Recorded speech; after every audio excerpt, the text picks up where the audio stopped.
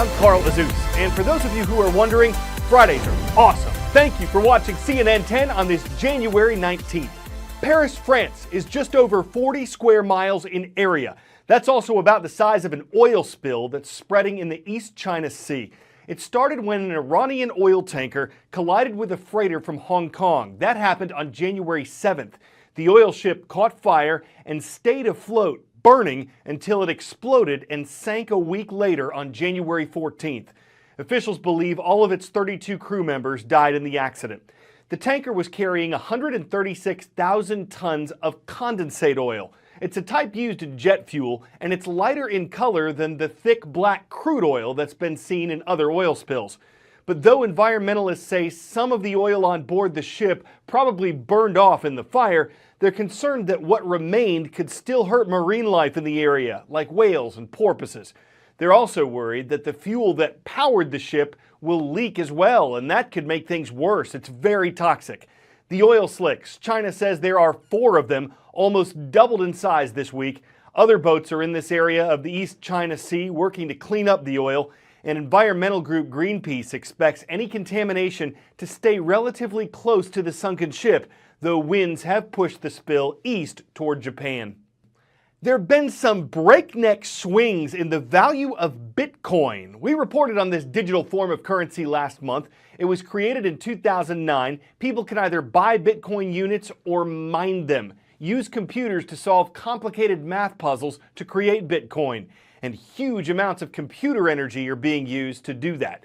But there's a lot of uncertainty about the currency. It's volatile, highly changeable, like all cryptocurrencies. And an example of that played out in recent days when Bitcoin's value took a nosedive, temporarily dropping to below $10,000 earlier this week.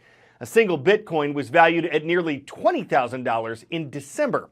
Investors don't know exactly why the drop happened, but the Bloomberg Financial and Media Company reported early this week that Chinese officials were taking steps to limit trading in cryptocurrencies. And South Korea also took steps to regulate exchanges of digital currency.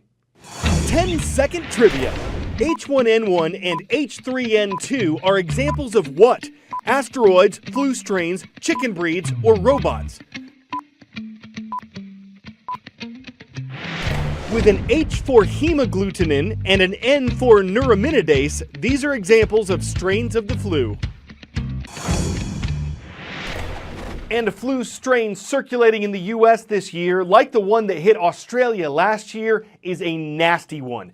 Widespread flu activity is being reported in every part of the continental U.S. at the same time. This is the first year that's happened in the 13 years that the Centers for Disease Control has been monitoring the flu. One reason, this year's vaccine doesn't appear to be very effective against the actual flu virus that's spreading. Experts predict it'll be about 30% effective. In recent years, the vaccine's been between 40 and 50% effective, though there was an exception in the 2014 to 2015 season when the vaccine was only 19% effective, according to the CDC. And the New York Times reports that this season is looking a lot like that one.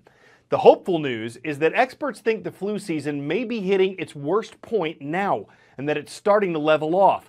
But it takes weeks for flu activity to actually slow down. Let me try and settle this flu shot thing, although I'm sure it's going to keep coming up again and again.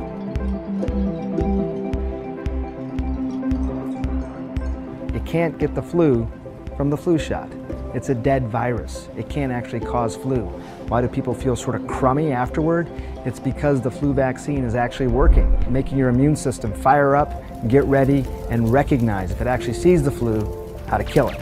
No, it's not 100% fail-safe, but it's still going to offer a lot of protection so that you're not going to be as sick, as likely to get sick, or if you do get sick, have a shorter duration.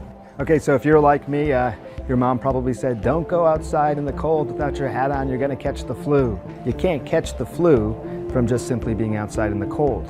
But it does raise the question, why are there so many more flu cases in the winter months? You're likely to stay indoors more. So if one person is sick, more people are likely to get sick. The sun is lower in the sky, and as a result, you have less vitamin D actually being produced in your body. Your immune system starts to get suppressed a little bit. you're more likely to get sick with the flu. The winter months tend to be lower humidity. Viruses like the flu virus, they like lower humidity. They're likely to live longer. So your mom may have been right. I mean, look, moms are always right, but maybe not for the reasons you originally thought. We're bringing it back to currency for our next great big story. Besides Bitcoin as an alternative form of money, mobile phone minutes have been accepted as payment in some countries. Shells and stones pass as cash in some island nations. And in part of Italy, a famous type of cheese isn't just worth money, it's invested, stored, and exchanged as currency.